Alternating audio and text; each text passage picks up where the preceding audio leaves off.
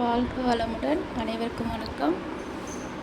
இப்போ நடக்கிற திருமண விழாவில் ஆடம்பரமாக திருமணம் பண்ணுறது, வசதியாக திருமணம் பண்ணணும், வரவங்களுக்கு சாப்பாடு அவ்வளோ வெரைட்டியாக போடணும், ட்ரெஸ்ஸஸ் அவ்வளோ கிராண்டாக இருக்கணும், இந்த மாதிரி ஒவ்வொரு விஷயத்தையும் பார்த்து பார்த்து பண்ணுறது ஒரே மெச்சுற மாதிரி இருக்கணும். எல்லாரும் இந்த கல்யாணத்தை நம்ம கிராண்டாக பண்ண கல்யாணத்தை பற்றி தான் பேசணும் அப்படின்னு இப்போ உள்ள ரீசன்ட் நடைமுறையில் நடக்கிற கல்யாணங்களை வச்சு கிராண்டாக நடக்குதுன்னு பேசணும்னு நினைக்கிறாங்க. ஆனால் உண்மையான கிராண்டாக நடக்கிற ஊரே மெச்சுற திருமணம், கல்யாணம், மேரேஜ் அப்படின்னா என்னங்கிறத நான் திங்க் பண்ணப்போ எனக்கு கிடைச்சதை நான் உங்ககிட்ட ஷேர் பண்ணிக்கிறேன். நம்ம முன்னோர்கள் வாழ்ந்த காலத்தில் மேரேஜ் ஃபங்க்ஷன்னா ஒரு மாதம் ஒரு வருஷம் கூட டைம் எடுத்துக்குவாங்க. பொண்ணு மாப்பிள்ளையை பற்றி நல்லா விசாரித்து அதுக்கப்புறம் பொண்ணை அழைப்பாங்க, பார்க்க வருவாங்க. அதே ஊரே கூடி நிற்கும், அவ்வளோ கிராண்டாக நடத்துவாங்க. மாப்பிள்ளையும் பொண்ணும் பார்க்குற நிகழ்வே அவ்வளோ கிராண்டாக சூப்பராக இருக்கும்.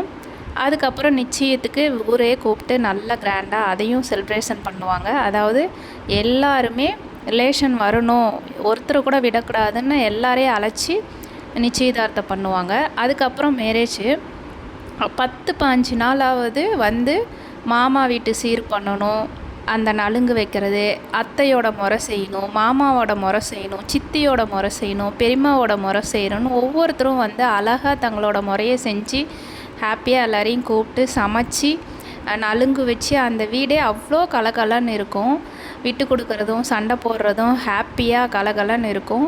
வாழ்க்கைன்னா என்ன அப்படிங்கிறத பெரியவங்க அதை அந்த பொண்ணுக்கு சொல்லி கொடுக்கறது, போனால் இந்த வீட்டில் இப்படி நடந்துக்கணும், இதெல்லாம் இருக்கும், அட்ஜஸ்ட் பண்ணிட்டு போகணும், இந்த மாதிரி இருக்கணுங்கிறத நம்ம ஒரு மாதம் 15 காலம் அவங்களுக்கு எல்லோரும் அவங்கவுங்க அனுபவத்தை சொல்லி அந்த பொண்ணுக்கு புரிய வச்சு அந்த வழி நடத்துவாங்க. அந்த மாதிரி ஹாப்பியாக இருந்து அந்த 15 நாளும் அவங்க உறவினர்கள் வராங்க பார்த்திங்களா, அவங்கள அந்த கல்யாண வீட்டார் எப்படி கவனிக்கிறாங்க, எப்படி உபசரிக்கிறாங்க, அவங்களுக்கு எவ்வளோ மரியாதை கொடுக்குறாங்க, அவங்கள எப்படியெல்லாம் நடத்துகிறாங்க அப்படிங்கிறத அந்த ஃபேமிலி நடத்தின விதத்தை மேரேஜ் முடிஞ்சதுக்கப்புறம் அவங்க போய் வெளியே சொல்லிக்குவாங்க. இந்த மேரேஜுக்கு போனோம், இவ்வளோ நல்லா கவனித்தாங்க, அவ்வளோ அன்பாக இருந்தாங்க, அந்த ஃபேமிலி சூப்பர் ஃபேமிலி, ரொம்ப நல்லா கவனித்தாங்க, எங்களுக்கு மரியாதை கொடுத்தாங்கன்னு வெளியே போய் அவ்வளோ பாராட்டுவாங்க.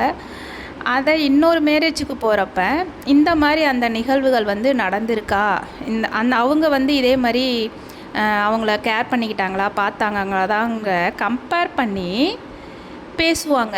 அவங்க கல்யாணத்துக்கு போனேன், என்னை அவ்வளோ மதித்தாங்க, எல்லா ஜனங்களையும் அவ்வளோ ஆதரித்தாங்க, கேரிங் எடுத்துக்கிட்டாங்க, சாப்பாடு அவ்வளோ அனுசரணையாக உபசரித்தாங்க, நல்ல கொண்டாண்டா, அவங்களுக்கு நல்ல மரியாதை தர குடும்பம் அப்படின்னு இந்த மாதிரி ஒரு ஈக்குவலாக தான் ஷேரிங் பண்ணிக்குவாங்க. அதாவது கம்பாரிஷன், இந்த கல்யாணம் வீடு இங்கே போனால் இப்படி இருந்தது, நல்ல உபசரிப்பு இருந்தது, நல்ல மரியாதை உள்ள குடும்பம், தன்மையான குடும்பம், அன்பான குடும்பம் அப்படின்னு அதை வச்சு கம்பேர் பண்ணுவாங்க.